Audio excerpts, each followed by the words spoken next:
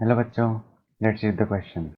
The question says, a metal crystallizes in two cubic phases, face-centered cubic FCC and body-centered cubic BCC, whose unit cell lengths are 3.5 and 3 angstrom respectively. Calculate the ratio of density of FCC and BCC. तो same metal है और वो दो phases में crystallise हो रहा है, तो अपन को दोनों फेज की डेंसिटी का रेशियो निकालना है. So the key concept for this question would be density of unit cell.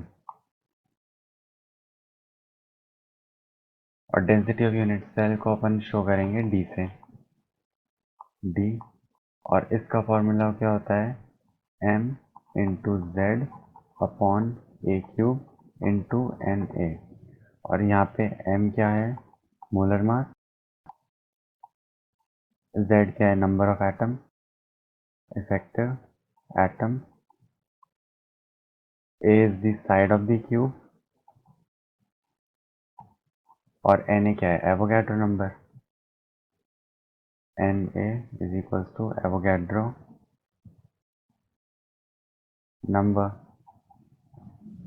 तो अब अपन इंडिविजुअली दोनों की वैल्यूज नोट करते हैं. सो फॉर FCC यहाँ पे Z1 की वैल्यू आएगी 4, A1 की वैल्यू अपन को गिवन है, इट इज 3.5 एंगस्ट्रॉम. तो ये क्या हो जाएगा? 3.5 इंटू 10⁻⁻10 मीटर. ये यहाँ पे Z1 ये हो गया. एंड मास सेम रहेगा दोनों में.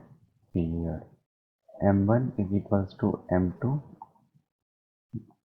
सेम मेटल, इसलिए मास सेम रहेगा.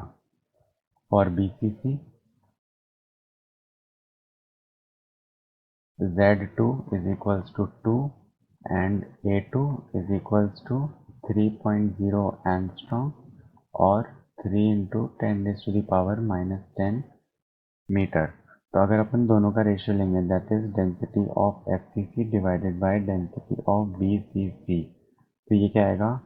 m1 into Z1 divided by Na into A1 cube upon m2 into Z2 upon Na into A2 cube.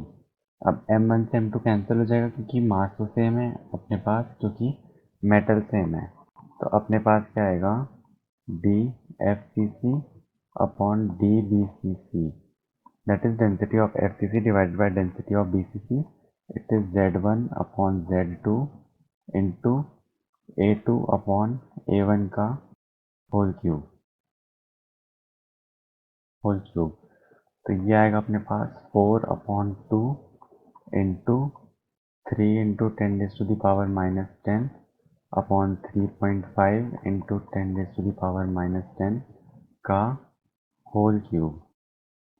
तो वही ratio of density of FCC upon density of BCC. इसकी value अपने पास जाएगी 1.259. So our final answer is that the ratio of density of FCC and BCC is 1.259. I hope you understood the question well. Best of luck.